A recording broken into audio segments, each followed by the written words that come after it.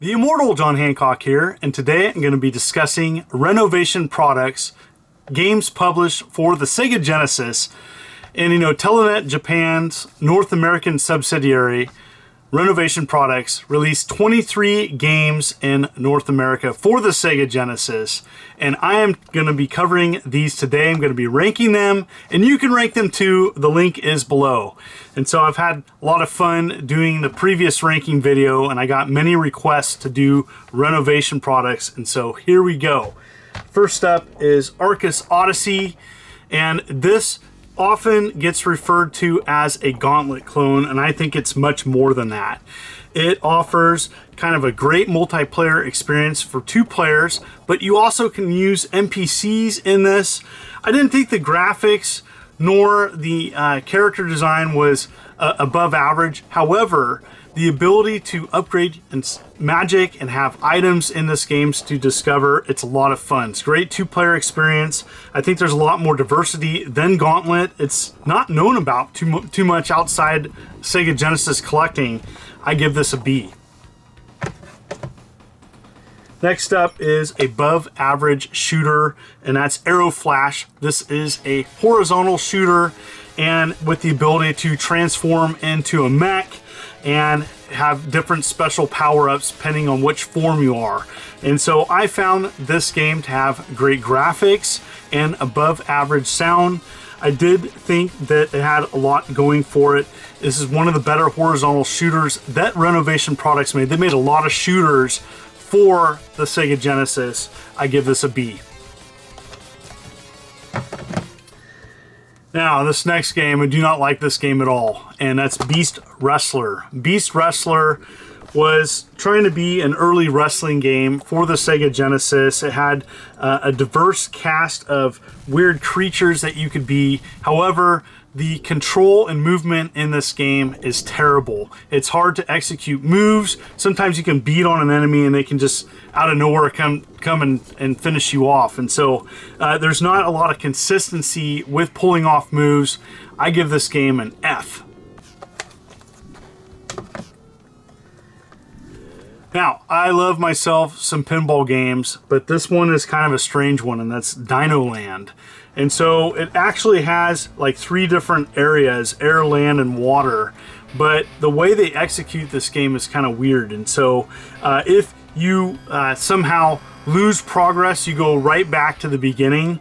The biggest issue you have with Dinoland is the control. The control in this game is not that good, and it takes away from the overall creative experience. There's boss fights in this game, and for some people out there wanting something a little bit more than pinball, you may like this.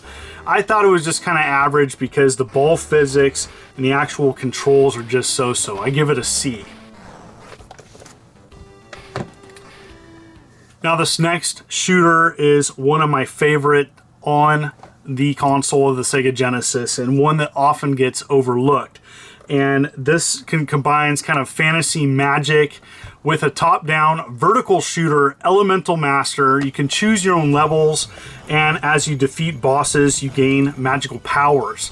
I found this game a little bit short to be fantastic. It's one of the better shooters that Renovation Products definitely did, and I give this an S because I think it's one of the best, and it's definitely worth checking out. Fantastic game. This next one is a huge disappointment.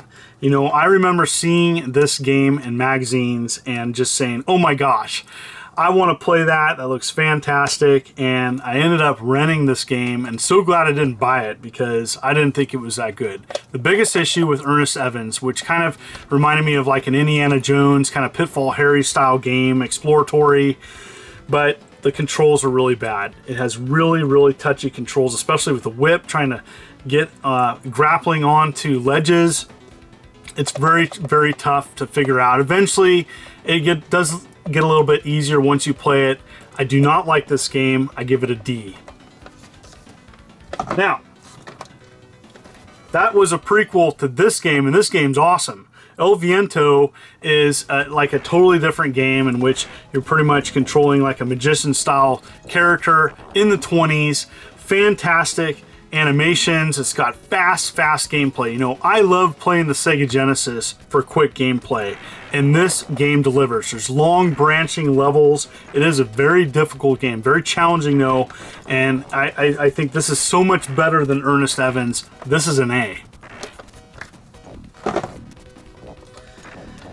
Sometimes rating games that have kind of inferior ports is kind of tough, especially when you've played some of those other ports. And Exile is a good example of that.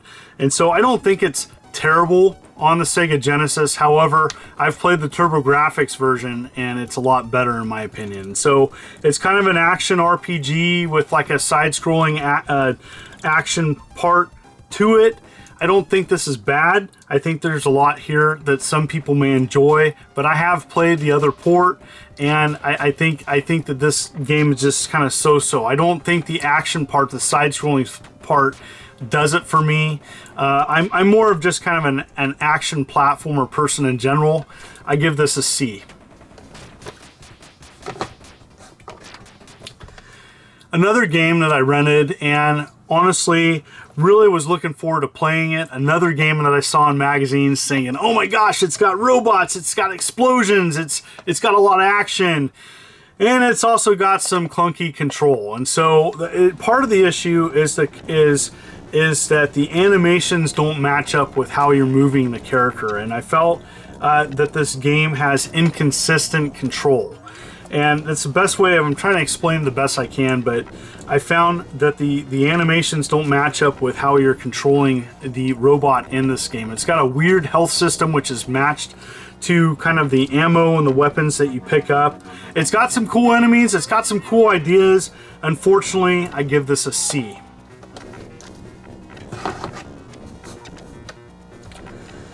This next game is a game that I could play all the time. It's a great two-player experience. It's a great single-player experience.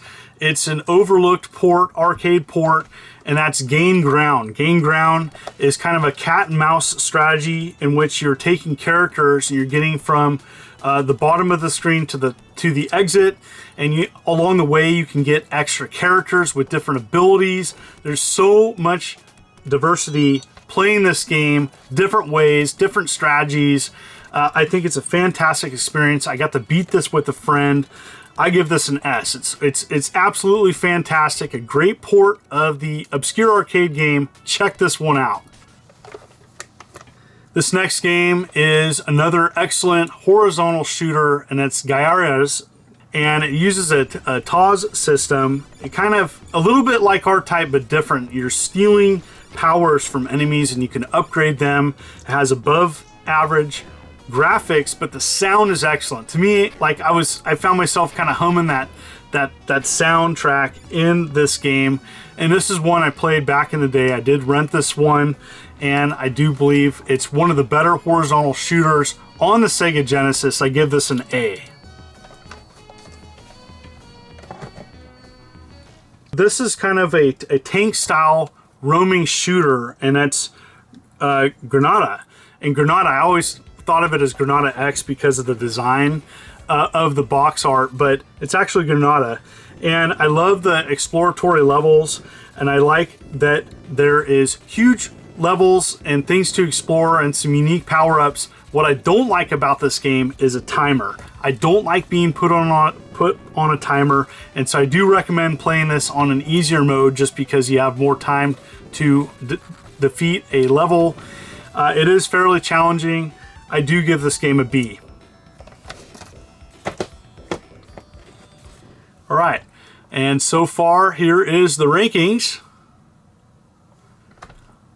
Definitely encourage you to do your own rankings. It may be different than mine, and that's okay. All right, next up, well, of course, there has to be a sports game, and that's Jennifer Capriati Tennis. And so for me, this game hasn't aged well. Is it a good tennis game? Yeah, it's probably one of the better tennis games on the Sega Genesis. With that being said, there's no need to go back and revisit this. You know, it's just to me, it kind of got dull, drab graphics. The gameplay is okay. I give this a C.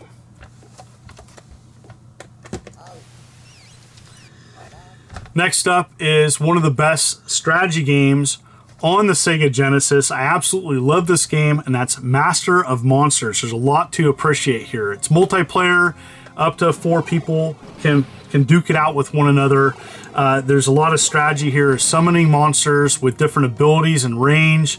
You have to take over these towers. There's a couple different modes in the game to appreciate. The campaign mode is brutal though. By like the 6th or 7th map, you're gonna get probably destroyed. But what I've played of this game, I really love it. It's truly unique. I highly recommend it. This is an A.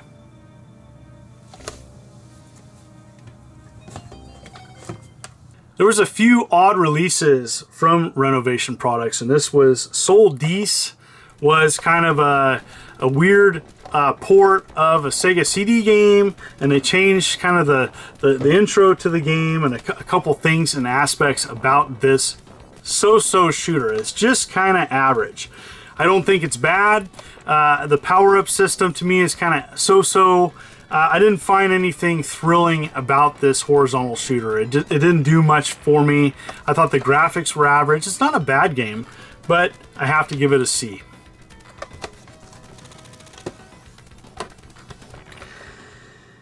Next one is a huge disappointment. And so what they did is the Alice series is, a lot of people appreciate that line of video games. But what they did with Alice 2 is they made it super deformed, call it SID of Alice in the States, confused everybody. It doesn't have good control. It doesn't have good hit detection. I don't think this is a good game. It's a D. Now, going back and discussing, playing other ports sometimes ruins the experience, especially when you see that there's a better version of a game out there. And that's my experience with Todd's Adventures in Slime World. Now, I played this on the Lynx. I actually got to experience this. There is a Calm Links option in the Lynx version that you can experience this with 7 other people. Unfortunately, the Sega Genesis version is only a 2-player experience, and it just has clunky control. It's not that great of a game. You can play it 2-player. It's not a terrible game, but definitely the control takes a step down in this version. I don't think it looks great either. I give this a C.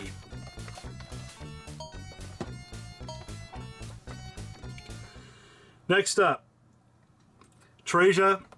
And, some people really dog on this game, and I don't think it's a bad game. Especially if you're a fan of the Ultima series. It plays like an Ultima game, and so the combat was a little bit difficult to figure out. And so once you figure out the combat, now the menus are kind of clunky. There's things about this game that people are going to say haven't aged well. I don't think it's a bad game, but if you're a big fan of those old school RPGs, especially like Ultima, and so I give this an average score of a C.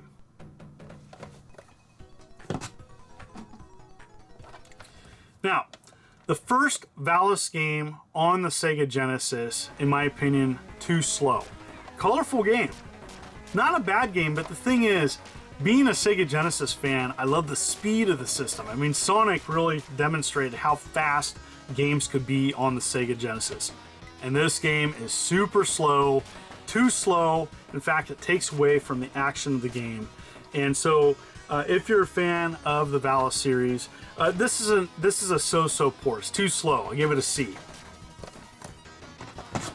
However, they fixed that with Alice 3, offering more characters to play, faster gameplay. This is a much better game, and so I do recommend always starting with the first of a trilogy, of a series of a game. I always recommend playing the first one, but I do have to say that the Alice 3 game is so much better.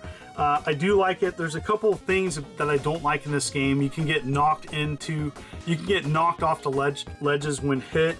I don't like that old school gimmick in games, but I do give this a B. It is pretty decent, pretty challenging, and I do recommend going back and playing it. This next one, Vapor Trail. It just has that like scratchy digitized voice, and this is an arcade port. This is something that Renovation Products published, but it's not a bad vertical shooter.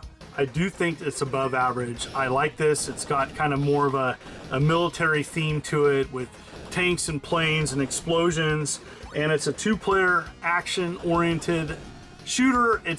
I think it's above average. I enjoyed playing this back in the day.